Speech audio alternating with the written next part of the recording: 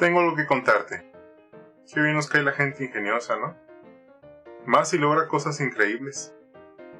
Si aparte de ingeniosa la persona es temeraria, nos podemos encontrar con casos como el del día de hoy. Victor Lustig, conde Victor Lustig.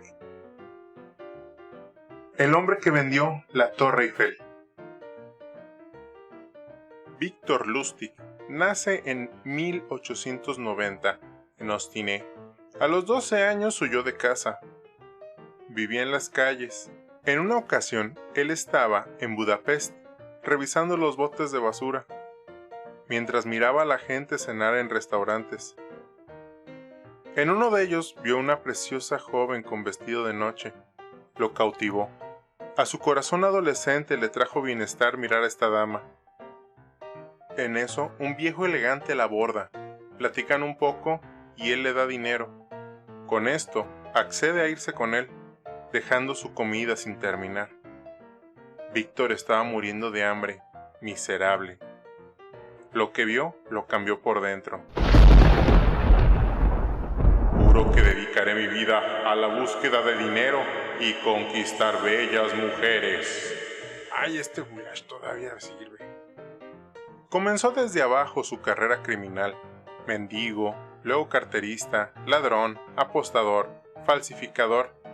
Aprendió del bajo mundo y cambió el juego para siempre. Ahora no se presentaba como Víctor el vagabundo, conde Victor Lustig, un joven perteneciente a la nobleza europea de refinadas maneras y encantadores modales. Para él todo era un montaje, desde la identidad que asumía, forma de actuar y su disfraz. No andaba corriendo detrás de cada persona que le parecía adinerada. Era más fácil timarlos en su hábitat natural, uno en el que no se le podían escapar ni por casualidad los lujosos vapores transatlánticos. Ahí Víctor iba ganando su confianza, conquistando mujeres, jugando a las cartas. Con su estatus de conde aprovechaba para hablar de un musical. Era un gran espectáculo, una maravilla. Los iba ablandando hasta que ellos eran quienes querían comprar dicha obra. Terminando el viaje les vendía los derechos y se llevaba el dinero, tanto del musical como el que había tomado sin que ellos lo notaran. Bajaban del vapor solo para enterarse semanas después de que no existía musical alguno. Entre viaje y viaje, estafa y estafa, conoció en Estados Unidos a la que sería su esposa, Roberta Noret. De Kansas se la llevó a París y se casaron en Nueva York en 1919. Su vida se trataba de viajar y viajar. Roberta no tardó en darse cuenta. No tenía un empleo normal. Él le dijo que no hacía nada ilegal.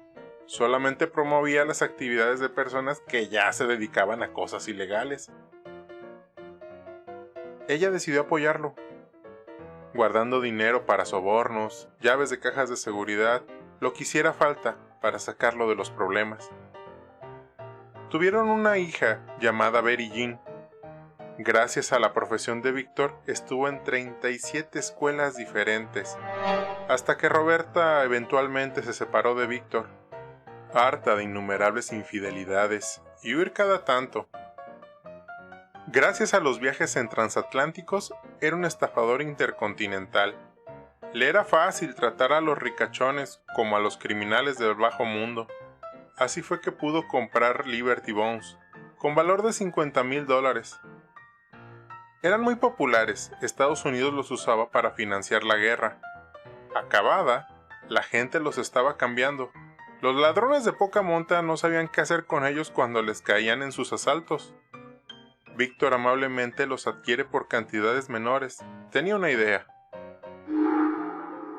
Bonos de la libertad al banco. Atención, que esta estafa solo se puede hacer una vez por banco. Fue a un banco en Kansas para comprar una granja. El banco la había embargado después de exprimir hasta el último interés a sus ingenuos dueños. Ahora la vendía a un alto costo. Víctor se presentó como un noble europeo venido a menos, que buscaba un nuevo comienzo. Para eso quería la granja. La compró usando los bonos que de inmediato verificaron que fueran verdaderos. Cerrando el trato, les dijo que también necesitaría $10,000 para poner a trabajar la granja, y ponía como garantía la misma, El banquero estaba encantado. Esa granja era una trampa seca. Pensó en que pronto los intereses le regresarían la propiedad. Sus jefes estarían muy contentos. Cerraron el trato y al momento de entregar los bonos, Víctor Lustig hizo un juego de manos con los sobres que contenían los bonos reales y logró entregar otros falsos, sin que el banquero se percatara del truco. Salió de ahí con sus 50,000 intactos, más los 10,000 en efectivo. La propiedad ni la visitó. El banquero se dio cuenta y contrató un investigador privado para atraparlo. Y no tardó en dar con él.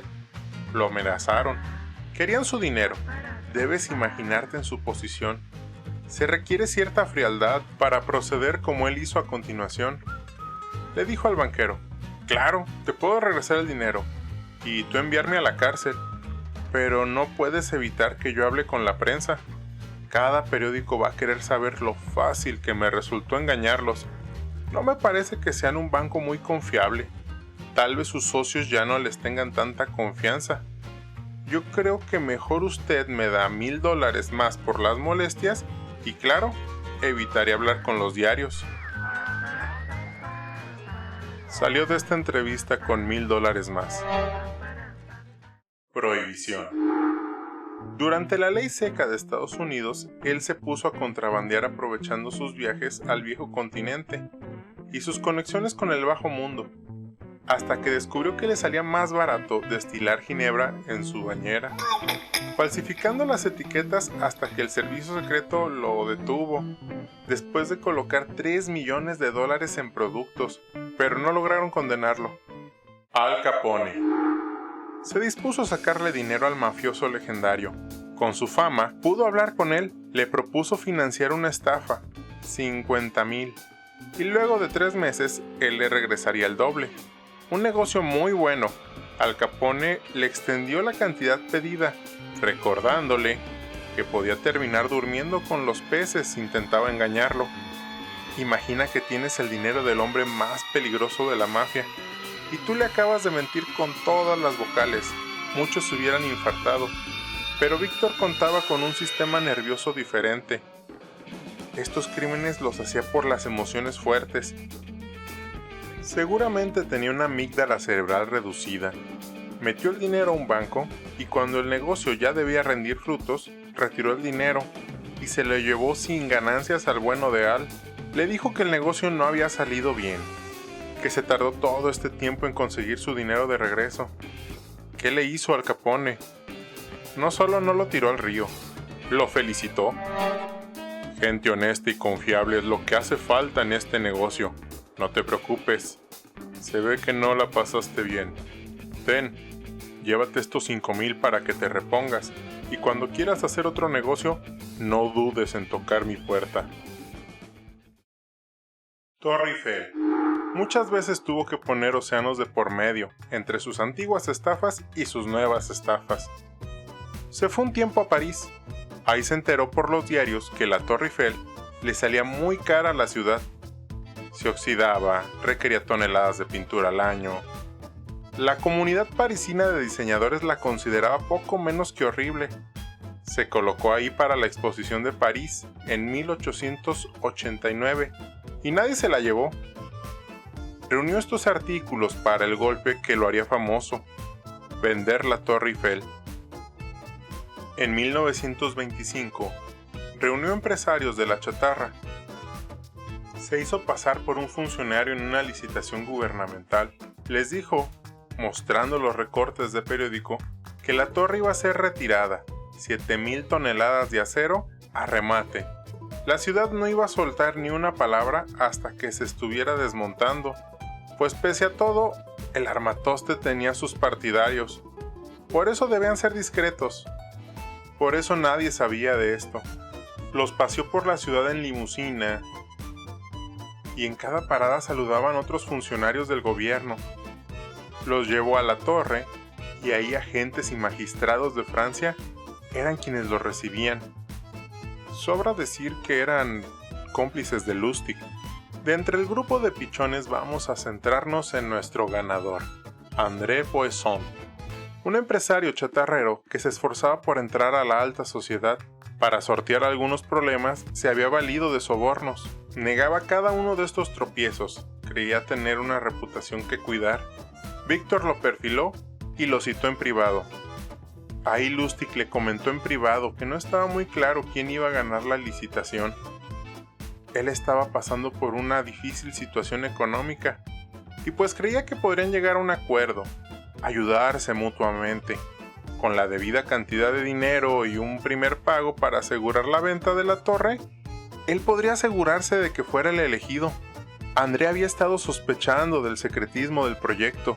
Su esposa le había expresado también sus dudas. Ahora todo estaba claro. Nadie sabía nada porque este hombre quería una tajada. Aceptó el trato. Víctor salió de Francia con el dinero de André. Contaba con que el estafado no iría a las autoridades, y no lo hizo. Hacer esto lo mostraría ante todos, como el imbécil que creyó que podría comprar la Torre Eiffel, símbolo de Francia.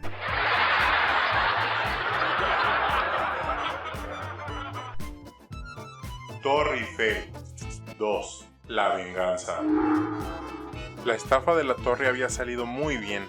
Regresó a París y estafó a otros empresarios. Pero estos sí fueron con las autoridades cuando notaron que nadie les entregaba la torre. Las segundas partes nunca fueron buenas. Huyó de regreso a América. La caja rumana. Un rumano estuvo involucrado en el complot contra el archiduque Francisco. Lo capturaron llevándolo a Berlín. Ahí le encomendaron que inventara un método para duplicar cualquier billete, para empobrecer la economía de los países enemigos. Inventó la caja, se le metió un billete y a las 6 horas te daba otro idéntico. Después de la guerra, el rumano escapó y el padre de Víctor le dio asilo. Muere de neumonía. Entre sus cosas, Víctor encontró la caja y sus especificaciones. Ahora él sabía cómo hacer las cajas que duplicaban el dinero. Si usted, amable y honrada persona, estuviera en el lugar de Víctor Lustig, encontrarse en posesión de una máquina que fabrica billetes, ¿qué haría? Víctor vendió estas cajas en exorbitantes precios. Citaba al comprador para que viera cómo funcionaba. Pasaban el rato viéndola trabajar hasta que salía el billete. Entonces iban a cambiarlo al banco, para que se viera que era un billete verdadero a toda prueba. Se efectuaba la venta y el comprador se llevaba la caja para ponerla a trabajar otras 6 horas y le daba un segundo billete y un tercero y nunca salía el cuarto. La máquina era una estafa y su historia un engaño. Solo sacaba cada 6 horas los billetes que antes había colocado Víctor dentro, mismo que ahora estaría por lo menos 12 horas lejos del pichón. ¿Quién sabe en qué dirección? Pero Víctor Lustig no era un hombre que pudiera vivir sin arriesgarse. Fue sobre un sheriff de Texas, que estaba metido en problemas por malversar fondos del condado. Tenía que conseguir dinero y rápido. Le compró una caja en $30,000. Cuando notó el engaño, le persiguió y lo atrapó. Justo aquí tengo $50,000 y tan amigos como siempre, no hay por qué ser violentos. Este sheriff los aceptó y lo dejó ir. Después de todo, a los ojos de un juez, eso de la máquina que duplica billetes levantaría muchas cejas. Lo que no esperaba el sheriff es que todos los billetes que le dio Lustig eran falsos. Se vio arrestado por usarlos sin saberlo y terminaron investigándolo. Terminó en la cárcel por defraudar al Estado. Billetes falsos. Y es que promocionar las actividades ilegales de otros le salía fácil. Se calcula que puso en circulación más de $2 millones en billetes falsos. Sus mismos cómplices no sabían cuán grande era la red. Tenía especialistas en placas, químicos. Entre ellos no se conocían. En 1935, el servicio secreto logró arrestarlo. Al registrarlo, una llave que tenía los llevó a los casilleros del tren subterráneo. Allí encontraron papel, placas, tinta, todos los ingredientes. Lo pusieron en custodia. Víctor se había visto muchas veces enfrentado a las autoridades, pero era la primera vez que no lograba evitar llegar a juicio, y por primera vez cumpliría tiempo en prisión, a no ser que logre fugarse. Fuga con cobijas. Estaba en prisión federal, esperando el primer juicio de su vida. Aquí ejecutó la fuga que inspiraría muchísimos dibujos animados.